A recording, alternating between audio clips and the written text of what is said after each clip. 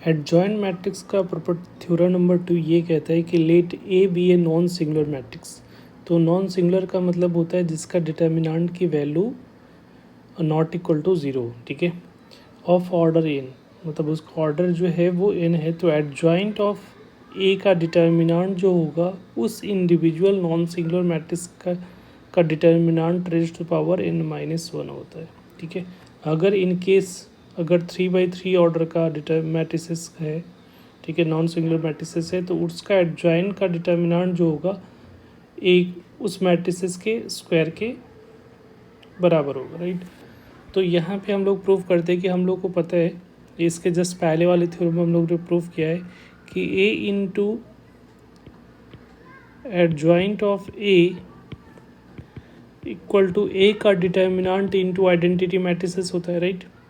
तो अगर दोनों side take determinant both side,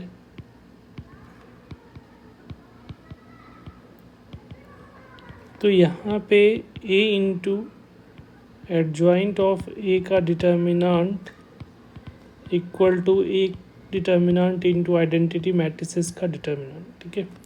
उसके साथ साथ आपने एक प्रॉपर्टीज़ पढ़ा हुआ कि के कोई स्केलर क्वांटिटीज़ है, ये कोई मैट्रिसेस है, इसका डिटर्मिनेंट निकालना होता है तो के रेट पावर एन इंटू ए का डिटर्मिनेंट होता है, राइट।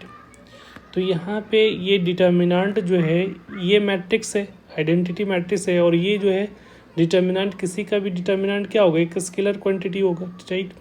तो ये जब बाहर आएगा, ये जो इसका एन का जो ऑर्डर है, इसका एन, इसका जो आइडेंटिटी मैट्रिसेस का जो ऑर्डर है वो एन का है, ठीक है। तो यहाँ पे जब ये स्केलर क्वांटिटीज़ को बाहर लाओगे तो इधर तो दो मैट्रिसेस का डिटर्मिनेंट क्या करते हैं, एक प्रॉपर्टी जो हम लोग पढ़ते हैं, determinant of A into B is equal to क्या होता है, determinant of A into determinant of B, ये होता है। तो उससे ये determinant into adjoint of A का डिटर्मिनेंट, ये तो अलग अलग दोनों डिटर्मिनेंट हो जाएंगे। बट ये जब बाहर आएगा तो ए का डिटर्मिनेंट, क्योंकि एज ए स्केलर क्वांटिटी की तरह के की तरह वर्क कर रहा है और इसका ऑर्डर एन है, तो ये के ए का डिटर्मिनेंट पे पावर क्या हो जाएगा, एन इंटू और आइडेंटिटी मैट्रिसेस का डिटर्मिनेंट होगा। तो आइडेंटिटी मैट्रिसेस का डिटर्मिनेंट तो 1 होता है, ठीक है, इसका डिटर्मिनेंट 1 होता है। तो A into adjoint of A का determinant equal to A raised to power N हो जाएगा।